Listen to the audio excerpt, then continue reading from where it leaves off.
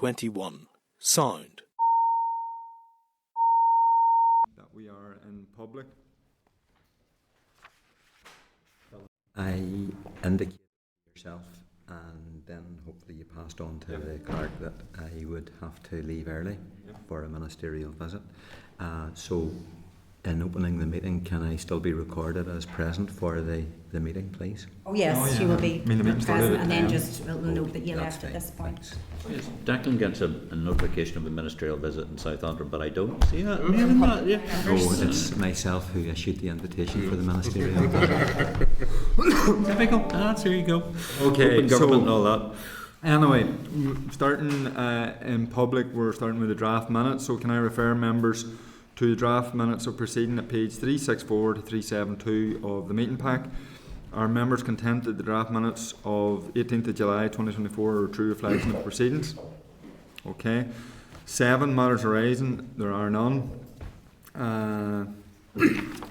Okay. 8. Regulation EU laying down harmonised rules on artificial intelligence, and we're going to have a departmental briefing. So just remind everybody, this item will be recorded by Hansard. So can I refer you all to the relevant papers, which are page 134 to 334 of the meeting pack. Notification was received by the British government, and it relates to only to Articles 103 to 107 and 109 of the regulation, as only they amend legislation listed in Annex 2 of the Windsor Framework. Article 105 of the regulation doesn't fall under the remit of any of the departments here, and therefore the Department for Transport has provided information on impact, and that's at page 15 of our table papers. So the Department of Infrastructure has sole responsibility for the remaining relevant parts of the legislation. The Minister for Infrastructure is on leave and unable to sign off papers. Therefore, an assessment of impact hasn't been provided, and officials are unable to give oral evidence. Under Article 8.1 of Schedule 6B of 1998 Act, the committee must decide today whether to hold an inquiry into the published replacement EU Act that has been notified. Should the committee fail to decide, the failure will be treated as a decision not to hold an inquiry. So, having had regard to legal advice on whether it appears likely that the Replacement EU Act significantly differs in whole or in part from the content or scope of the EU instrument which it replaces, and the Department for Transport assessment and the Committee's assessment on whether it appears likely the Replacement Act would have a significant impact specific to everyday life of communities here in a way that's liable to persist, can I ask if members wish to hold an inquiry into regulation laying down the harmonised rules on artificial intelligence? And again, just to remind everybody, we're talking about Articles 103 to 107 and 109, which are relevant.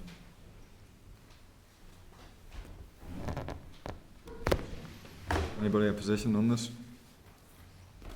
Okay, well, given that we have 2 sets of criteria, and based on our legal opinion, I would be proposing that we don't have an inquiry. All content with that?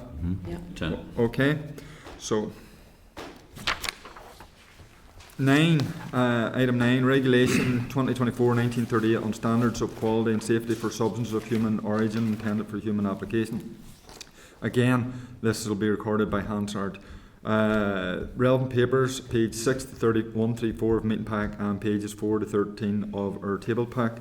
Can I advise members that an initial assessment of impact from the Department of Health can be found at pages 118 to 128 of the meeting pack? And if I can welcome our witnesses to come forward, we have Ryan Wilson, Director of Secondary Care, Department of Health, and Brenda McGilligan, Head of EU Future Relations Branch within the Department of Health. You're very welcome to our committee. Thank you. And I just want to hand over to you now to brief the committee on the regulation. Thank you, Chair, and good morning, members. Thank you for the opportunity to provide the committee with some background information on EU Regulation 2024-1938 on substances of human origin, abbreviated to SOHO. This legislation repeals and replaces Directives EC 2002-98 and EC 23 on blood tissues and cells, which apply to Northern Ireland under the Windsor framework, and it brings a number of additional substances into scope. So the PUBR template, the assessment template received by members of the committee, contains more detail on the regulation and on the relevant services to which it will apply. We have today received a copy of the UK Government's explanatory memorandum, and I understand that members have also received that today and may wish to consider that in full. So our objective today is to provide you, the committee, with an overview on the details of the SOHO regulation based upon the Department's understanding at this stage.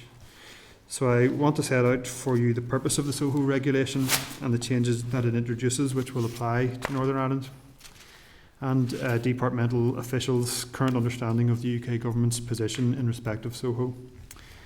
I want to highlight that whilst the legislation will not come into force until 2027, there is extensive work to be undertaken by the European Commission and by Member States to establish the appropriate structures and mechanisms, and by the UK Government. The Department of Health and Social Care, or DHSC in England, have been actively leading in this policy area on behalf of the UK Government and will continue to do so, and I will return to the UK Government position shortly.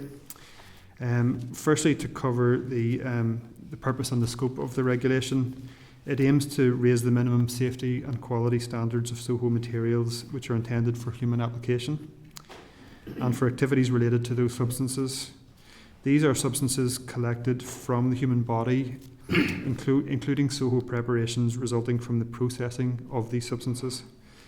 So while our department welcomes any measures to further enhance standards in this area, especially given the growth in the clinical application of SOHO to save and improve patients' lives, it is important to note that the UK already has very high standards in quality and safety, and this is what underpins the movement of SOHO to and from Northern Ireland, enabling these services to be provided to our patients.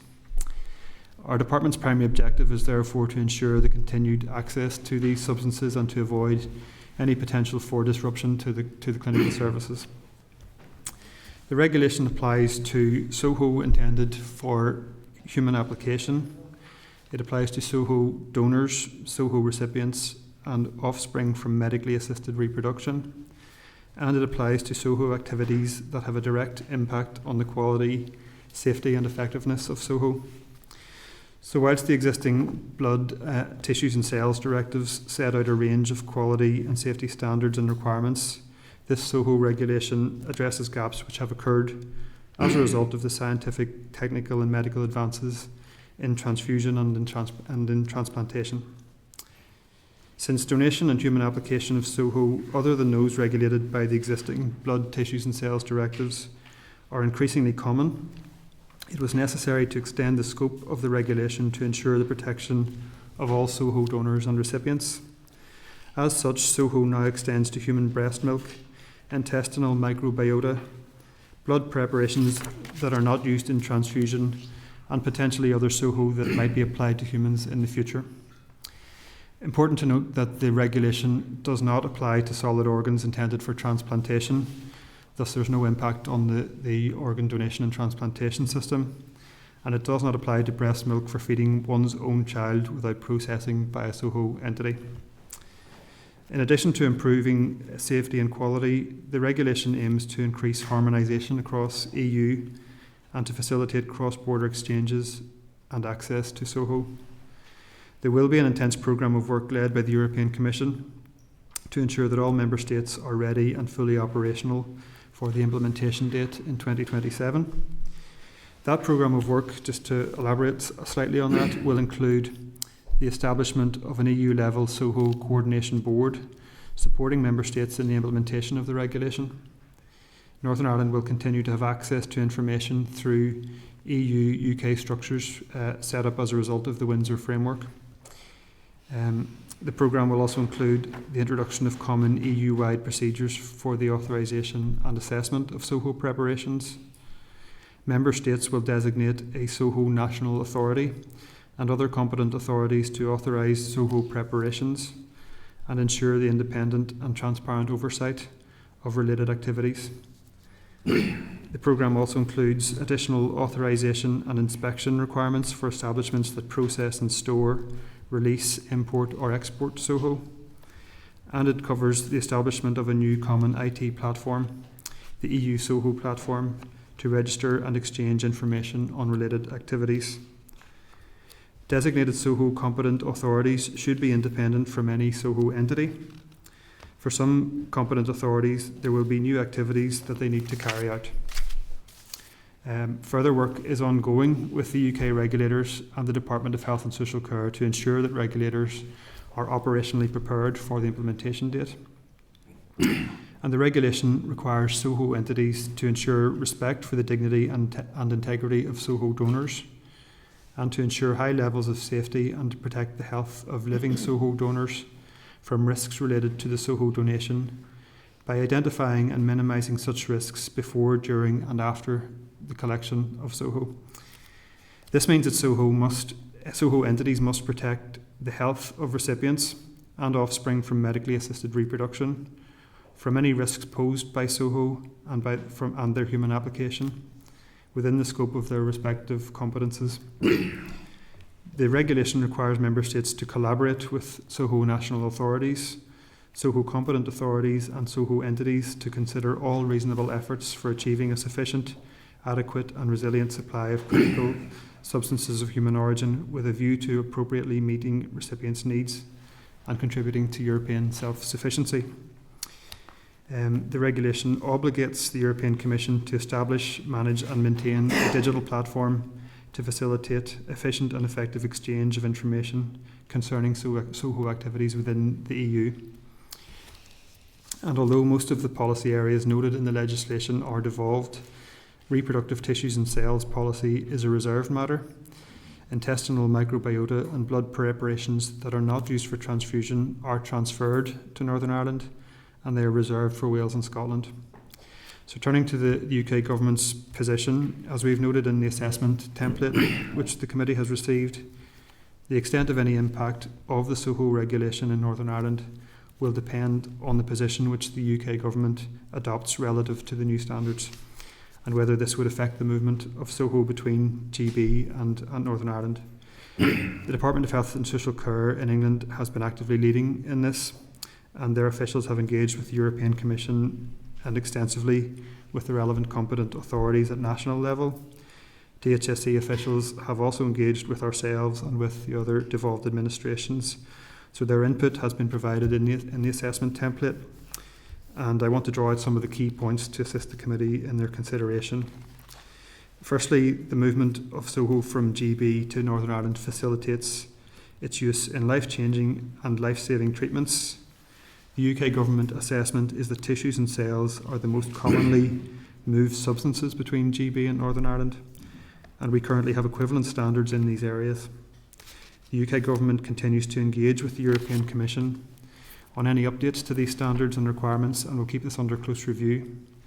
Given the importance of SOHO, the UK Government will take action as needed to ensure GB originating SOHO can be supplied to Northern Ireland. Secondly, the input to the template states that the UK is a leader in transfusion, transplantation, pharmaceuticals and food safety. The changes in the regulation that apply in Northern Ireland will not come at the expense of public health, patient safety and access, as the regulation allows more stringent protective measures to be implemented. The UK Government states that it does not anticipate changes to the safety and quality standards set out in this regulation, significantly impacting the movement of SOHO from GB to Northern Ireland. Thirdly, it states that in line with the Government's commitment to ensuring Northern Ireland businesses have unfettered access to the rest of the UK internal market, the measures set out in the SOHO regulation will in no way impede the movement of qualifying Northern Ireland goods from Northern Ireland to Great Britain. And fourth, the scope of substances covered by the regulation has been increased compared to the existing blood, tissues and cells directives, and the UK Government states that it will engage closely with the EU, with regulators and with affected stakeholders on changes to standards and requirements that apply. So from this we can draw some assurance, and we will remain in close contact with the Department of Health and Social Care However, it is important to note the programme of work that I referred to previously that is underway between now and 2027.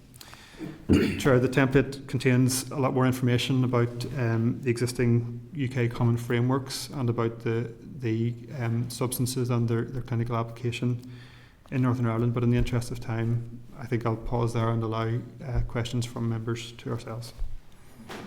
Thank you. So, we received the updated EM just this morning, but it's quite an extensive. There's a lot of detail in it. Let's just put it that way.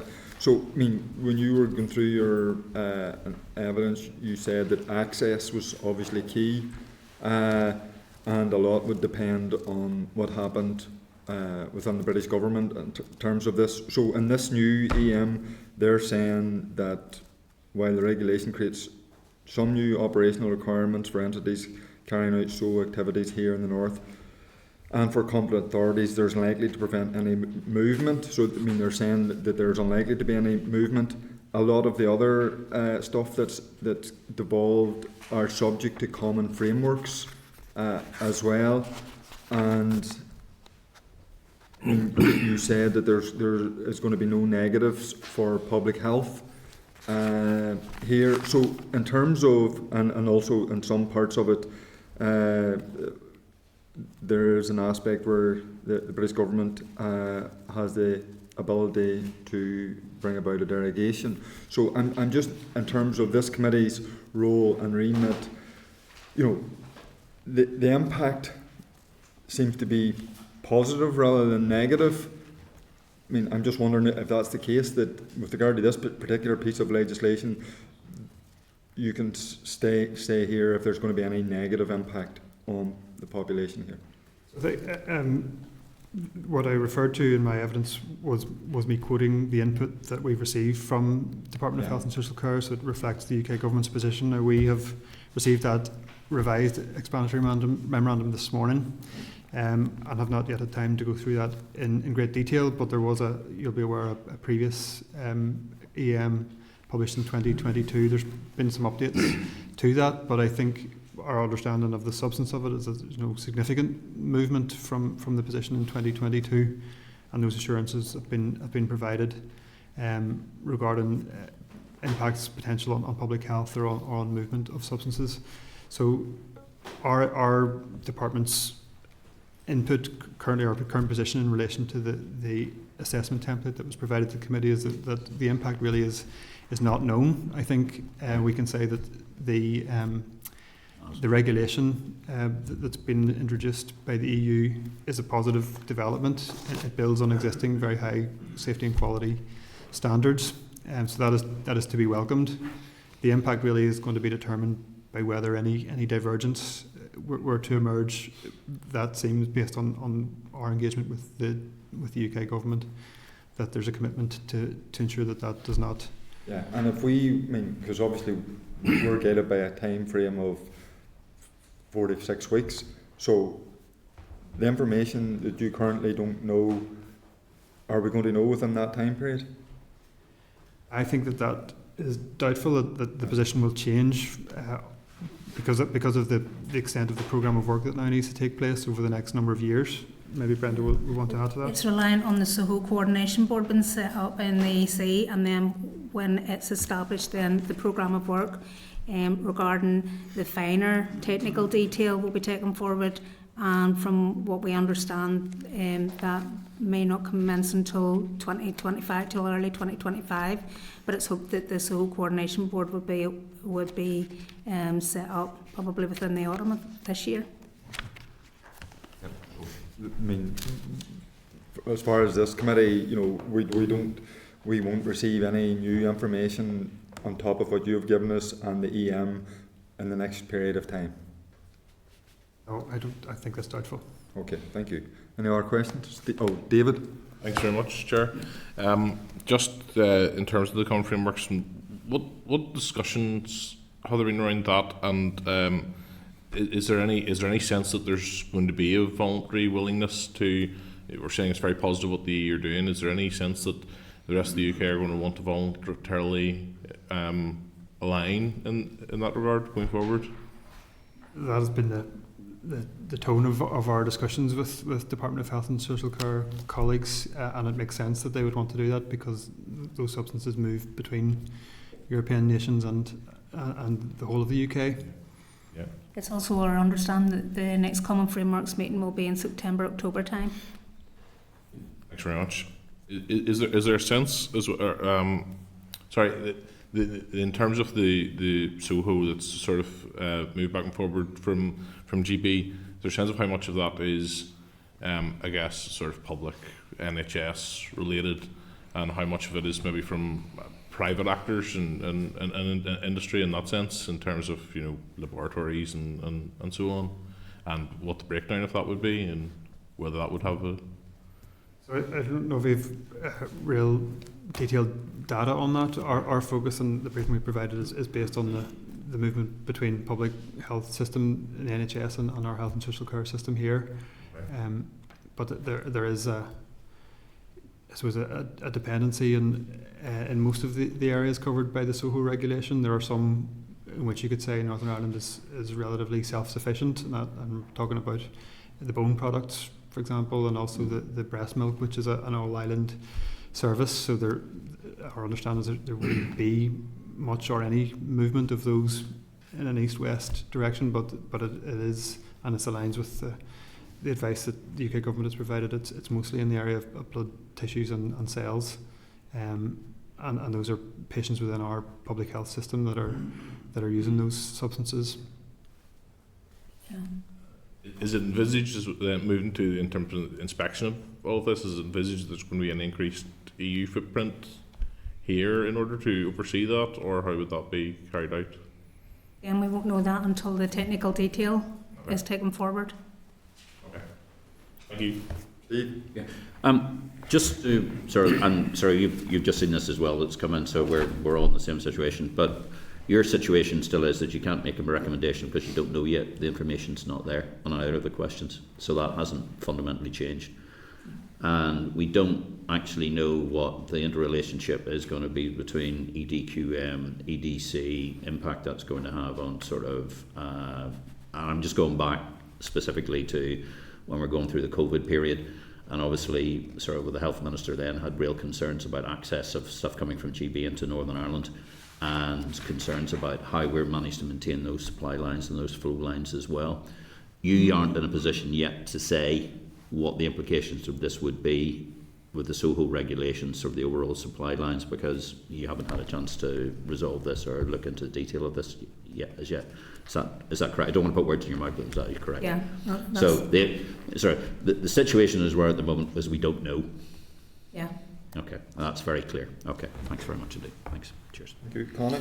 Yeah, thank you for coming in today.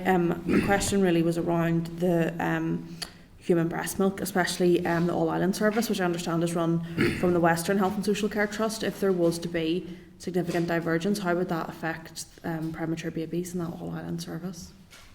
Well, our current understanding would be that there would be no impact there, because there isn't. The divergence would be from in relation to the UK's position relative to Europe.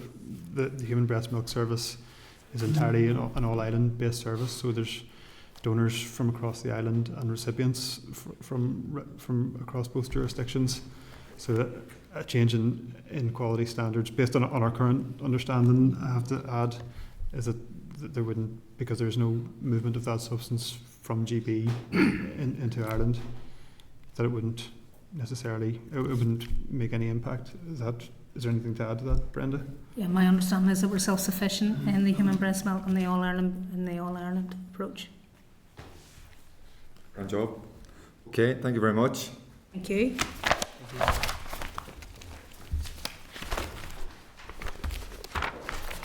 Okay, members, so under paragraph 8.1, Schedule 6B, 1998 Act, the committee must decide today whether or not to hold an inquiry into the published replacement EU Act that has been notified.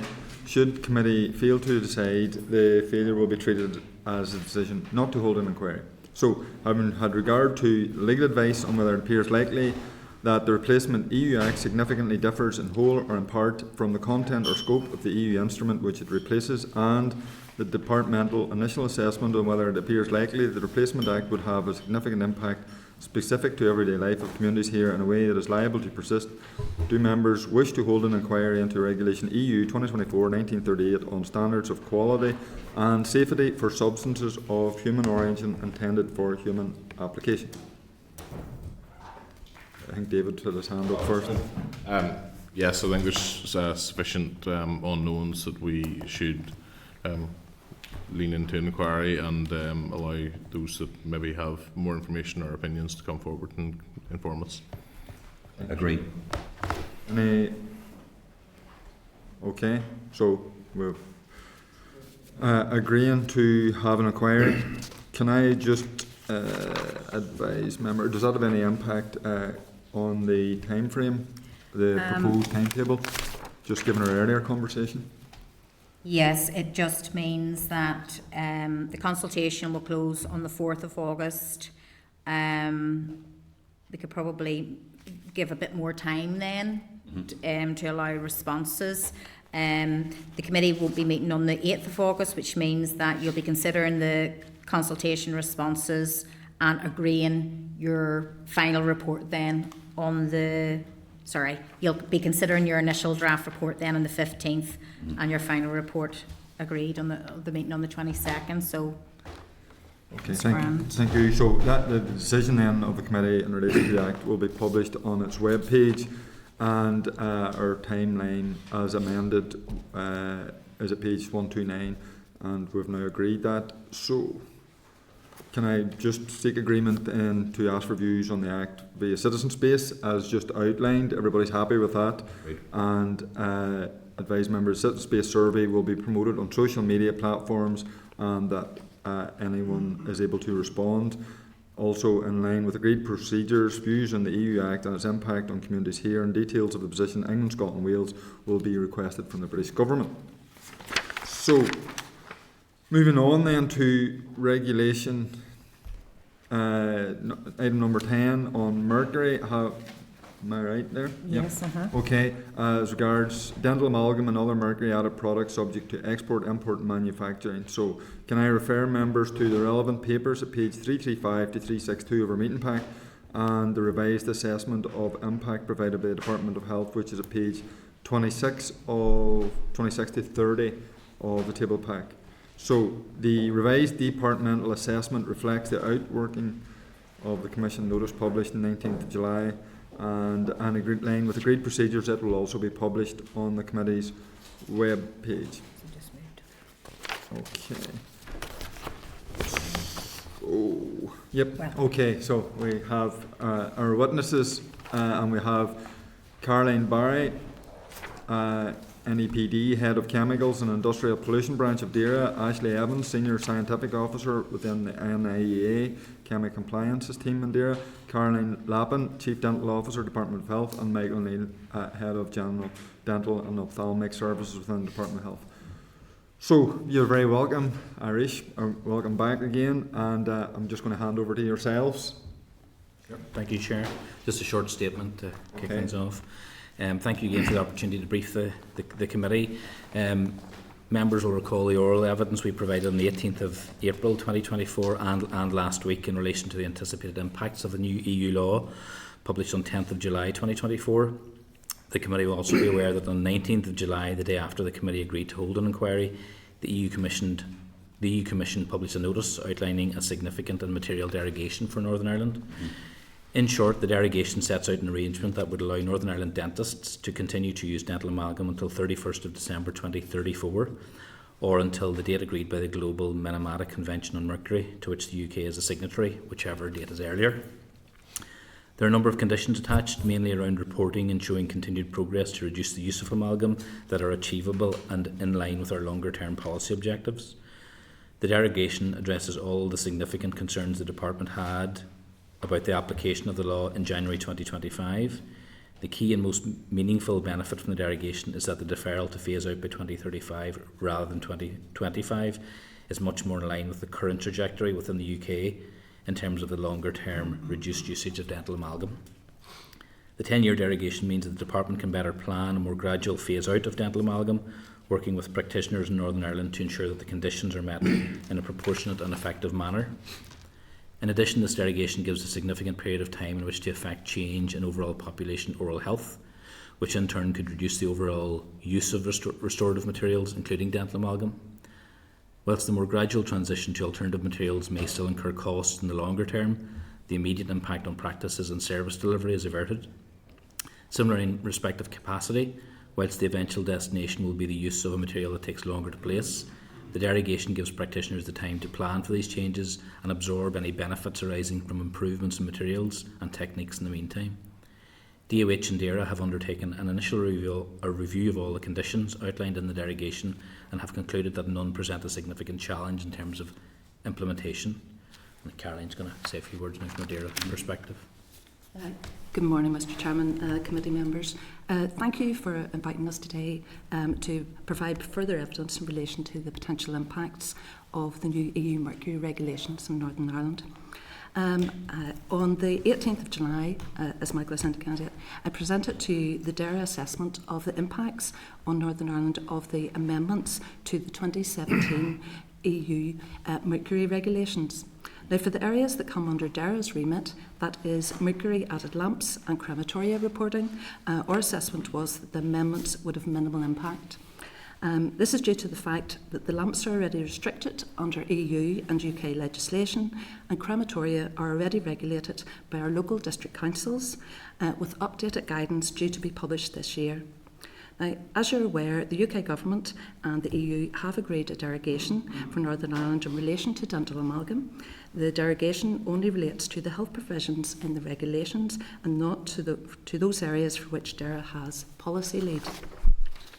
Now, therefore, our assessment remains the same in relation to mercury-added lamps and crematoria reporting. That is, there is no significant impact on Northern Ireland in applying this new regulation. Now, as Michael has already set out, the derogation contains a number of conditions for Northern Ireland that Northern Ireland must comply with. Officials from DOH, Departmental Health and DAERA are currently working together via the recently established Northern Ireland Mercury Working Group to understand these conditions and to ensure that they are implemented. Now, DAERA officials are also engaging with their Whitehall counterparts to assess what, if any, changes are needed to the current UK-wide mercury enforcement legislation to facilitate this.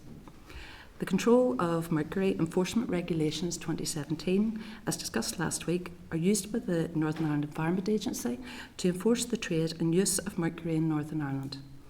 They supplement Regulation EU 2017/852 of the European Parliament and of the Council on mercury by establishing offences, penalties and enforcement powers relating to that regulation. I will now hand over to Ashley from the NIA Chemical Compliance team to provide you with further information on the enforcement of the current and derogated EU mercury regulations. Thank you, Caroline, and good morning, Mr Chairman and Committee. As Caroline described earlier, enforcement of the EU Mercury Regulation 852/2017 falls to the NIEA, which is an executive agency of DAERA. As the regulator of this regulatory duty is undertaken under the powers conferred to the NIEA in the UK SI, the Control of Mercury Enforcement Regulations 2017. In the case of those we regulate who fail to comply, advice and guidance will often be our first route to securing compliance. It is important that those we regulate are fully aware of legal requirements and the relevance to their activities, as well as how to comply.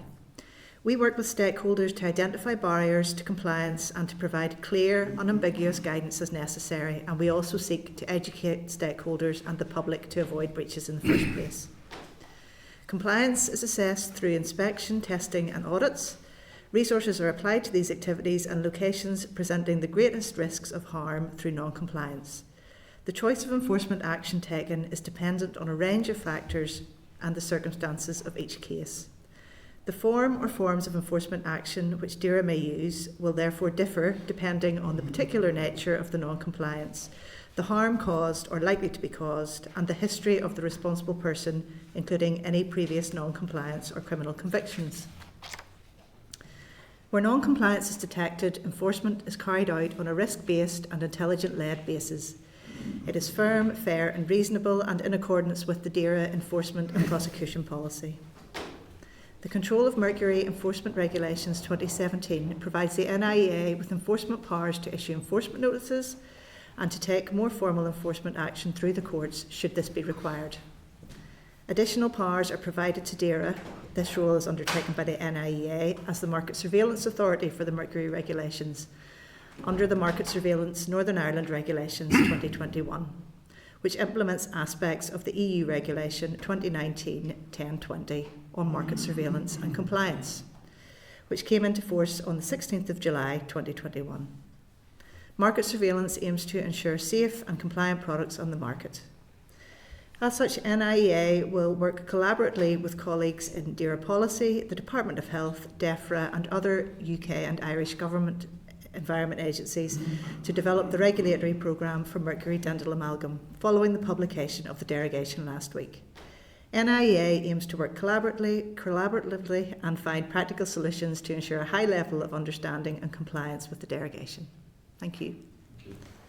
Okay, thank you very much. All three of you used the word derogation quite a lot. So can I just ask from both departments' point of view, are you confident that the notification last week received from the EU effectively is a derogation?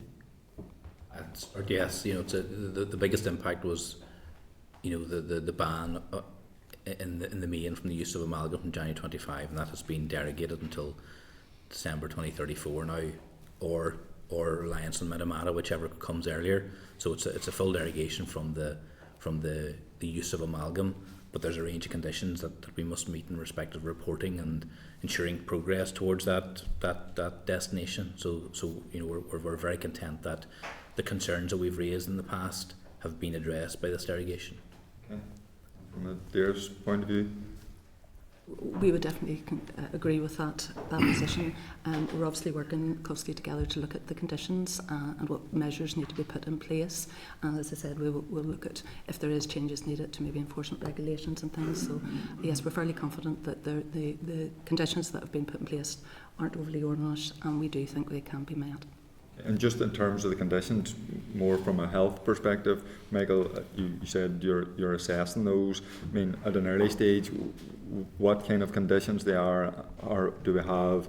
And you know, whilst I understand you're assessing them, what is the initial assessment of impact? So we've had initial assessment to work out are any of these going to cause us significant problems to implement, and in respect of the committee's remit, are any of them going to present a significant impact, you know, beyond the department having to do a range of measures? The first condition is we take we necessary measures to ensure regular and consistent progress towards full compliance by 2034. So we will have to plan for that.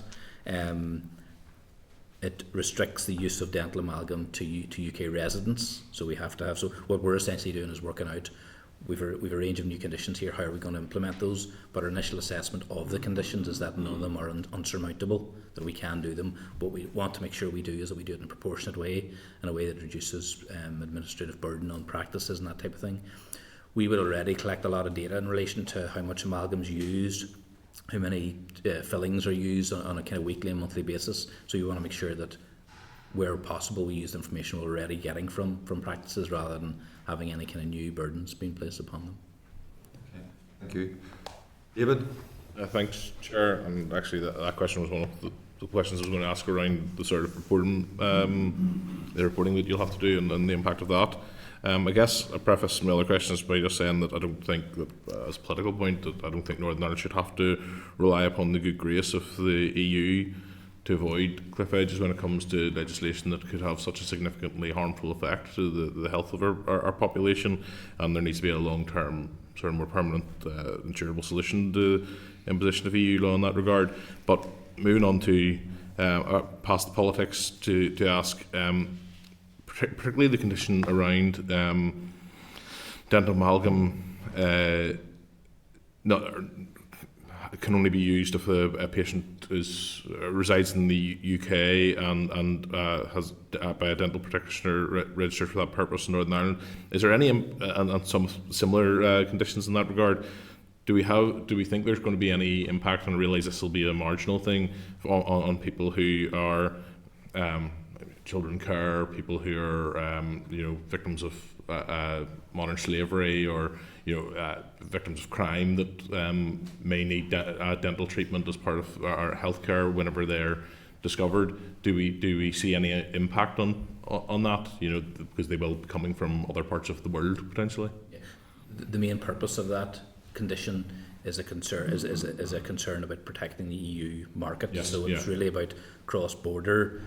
But we don't foresee, I guess, any unforeseen impacts, if you will. We don't. There may well be things that we need to, around the kind of definitions of resident or being people regarded as being resident that we might have to look at, but certainly the instances you mentioned there aren't the purpose of this condition. Oh, I understand that. Yeah, absolutely. Yeah. But we'll work with kind of partners to highlight those and work around them where need be. Could I ask then as well, and you may not want to speak to this, but engage, and they'll have their own opportunity to feed into this inquiry, but you'll obviously have been consulting with dentists, so the BDA and so on. What is your understanding of their position now, having had this derogation brought forward? Yeah, well, so we were speaking with the BDA on the Friday that the derogation was published, and the response is very, very positive. They appreciate that this kind of the immediate impacts, the concerns have been allayed now. Very much, we need to get back to work, and we need to kind of get working towards, making improvements in this area. But the significant benefits from the derogation, I think they've written to their members to say as much, to welcome the news. Thank you very much. Thank you. Steve? Yeah, just a couple. Thanks very much indeed for your evidence. Look, one of the issues I have is the word derogation. What's the legal effect of the derogation, and where does that actually reside? Because we've had quite clearly from sort of DERA and from NIEA, we will prosecute this in accordance with legislation to deal with mercury and all the rest of it. We have the dentists thinking this is great, we've got a derogation until 2034, but we haven't heard what the legal effect is. Where is the legislation that says I shall not go after the dentist because they've got mercury or whatever happens to be, even though you're legally obliged with NIEA and DERA to make sure that there's no there? Where does the actual derogation actually sit legally? And where does that legal effect lie? Because I can't really see it at the moment. Somebody said it's a derogation, but where does it actually lie legally?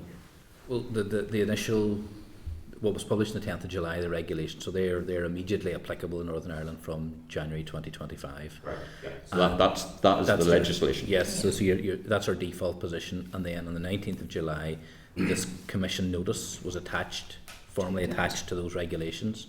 So those regulations are read in conjunction with this Commission notice. So that Commission notice is an official formal notice from the EU. So our understanding is that gives effect, that derogation linked to the regulations gives effect to the derogation in law.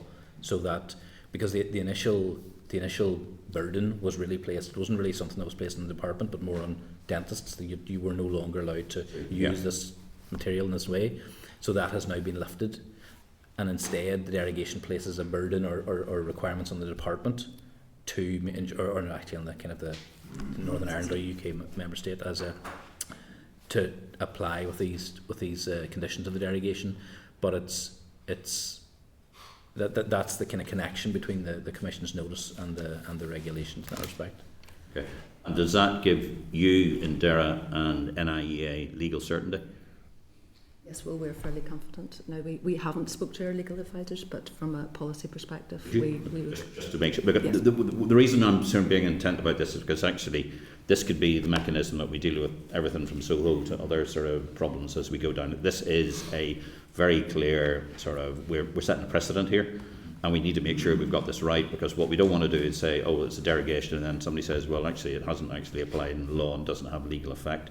Can you check with both DERA and NIEA that from a legal perspective you're content that that's what it actually means? Because that would be very useful for the committee to understand that. And again, because it will set the precedent as we go forward. Certainly those questions were asked. We've obviously been engaged with the Cabinet Office a lot over the last number of months, and the specific question of how is this implemented in practice was asked repeatedly, and this is the answer to that question. Essentially, it's a Commission notice. So everyone's expectation around this is certainly that this is the way this should apply, but I appreciate the point that getting it in black and white is an important part of it. And just to, and again, with the indulgence of the Chair, this is a particularly important point because we are now setting a formal precedent for a whole lot of other issues as well. So if the derogation is the mechanism we're going to do, we need to understand the full legal intent where it is, because what we don't want to do is end up in the High Court and some judge saying, not happy with that because it doesn't actually have a legal intent. So we need to make sure that you come and tell us to say, legally you are content. Okay. Okay. There are no other questions, so thank you again for coming before our committee and taking our questions. Thank you very much. Thank you. Okay, members, moving on then to item number 11 on our agenda, correspondence. Point 9.1, page 378 of the meeting pack is correspondence from the World Alliance for Mercury-Free Dentistry regarding the financial impact of phasing out of dental amalgam. Are members content to note the correspondence and publish it on our committee webpage? Okay. So 12, Chair's business. In line with the conversation earlier, the only business I have is seeking agreement to pause notifications on August the 1st, so that the committee then no longer has to meet on August the 8th. Everybody content? Okay, agreed. Any other business? Just probably on that point, Chair, I think it'd be worthwhile noting and perhaps writing to the relevant committee again to highlight that in regard to our needing subs and proxies for the committee, that it has had a material impact upon how we've had to conduct and scheduling of the committee. Just to reinforce the point that there are special conditions for this committee in that regard. So I just leave it open to the committee, but I just think it might be worth highlighting that, flagging that, and reinforcing the point in that sense. And ask for priority to be given to this matter of the committee and procedures. Yeah. Okay. Steve? Yeah, just sorry, apologies. It only came up when we were during the meeting. There was an issue with the Minister not being able to sign off on a submission to come to us. I think it was on artificial intelligence, was it? Yeah. If our committee has to be able to sit when the Assembly's not sitting and the rest of it, there needs to be a mechanism for ministers to sign off, whether they're on leave or not. We're making provision to be dealing with this. The fact that a minister says that a submission can't come forward because they're on leave, I don't think is acceptable. I think ministers, there is urgent matters and urgent issues. There should be a mechanism to do that. And I think maybe a note to the Secretariat at the NI Executive would probably be useful for all ministers to be aware of that. You know, we're here. Let's be here. Clerk, do you want to comment on that? Yeah, I mean, the committee has already written to TEO in relation to that. I was chatting to officials a couple of days ago, and I know that's something that is being considered civil service wide, but it would probably do no harm just to write then and emphasise that the need for ministers and officials. And just, Chair, just on that one, I mean, it was the inference that they weren't willing to give the evidential information because the Minister hadn't signed it off. So it goes against the principles of this. You know, we all accept that this is not an optimal solution, but we need to really emphasise that. Okay, thanks. Okay, date, time, place of next meeting. Next meeting committee scheduled next Thursday, 1st of August, 10 a.m. and the meeting room number will be confirmed when known. Okay, thank you all. Committee Room 21. Sound.